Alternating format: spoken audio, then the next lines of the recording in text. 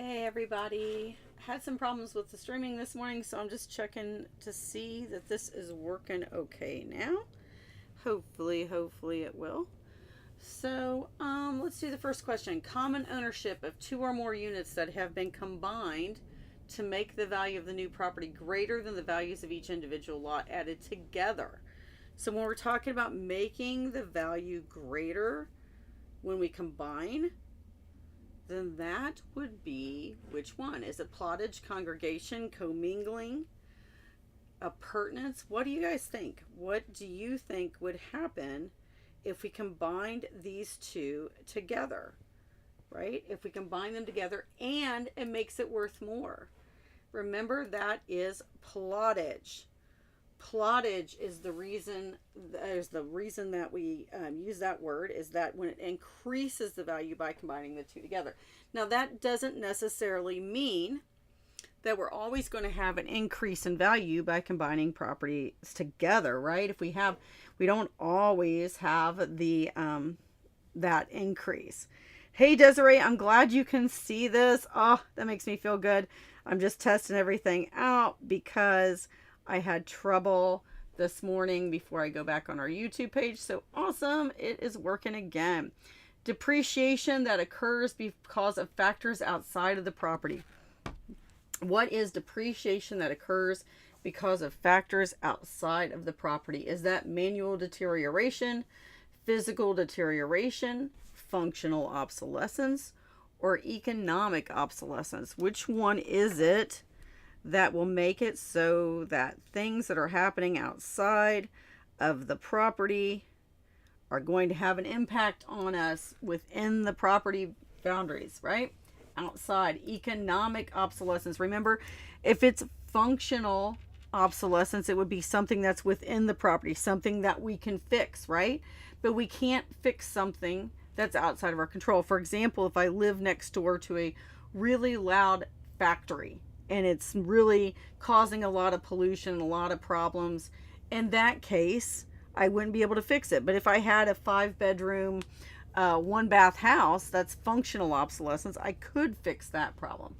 All right, awesome. So when the vendor becomes the lessee, is it a tax deferred exchange, a quiet title action, a sale leaseback, or a writ of execution?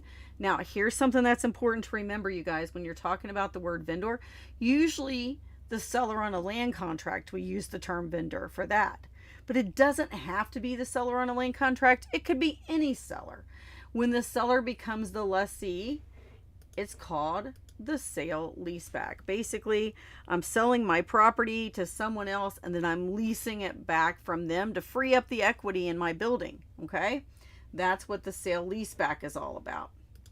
All right, next question. We'll do a couple more. The resale marketplace for existing loans. It is a market of packaged home loans that are resold as securities to investors. Here we go with the key here. The major players are Fannie Mae and Freddie Mac. Is that the primary mortgage market, private lenders, secondary mortgage market, or Wall Street? What do you guys think? Which one is that? Exactly, the secondary mortgage market. When they take the loans that have already been made, they package them up and they sell them to investors. That's the secondary mortgage market. What's the primary mortgage market though? What do we mean when we say primary mortgage market? When we say the primary mortgage market, we're talking about the consumer dealing directly with the bank. In this case, I go into my bank, I ask to take out a loan, I make my loan application, and guess what? They make me a loan. Hopefully, right? That's the primary mortgage market. So don't get that confused with a primary loan and a secondary loan. Sometimes we use those terms and we get confused about that. My first loan or my first lien position versus like a second mortgage.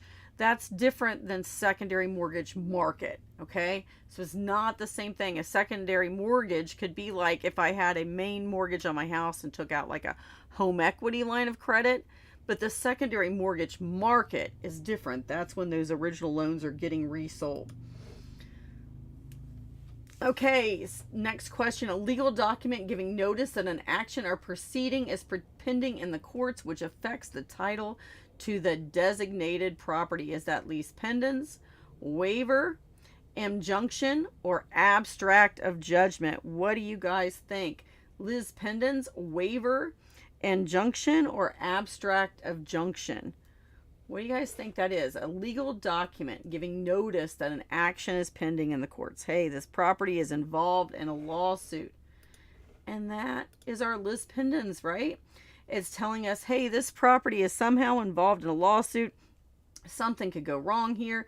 Take a note here. A lot of times we do this when it's foreclosed on. Exactly. All right. Awesome. Oh, Candace can see me. Yay.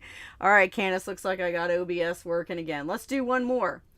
What is the voluntary relinquishment of rights of ownership or another interest? Is it abandonment, affirmation, accession, or novation? The voluntary relinquishments of rights of ownership or another interest.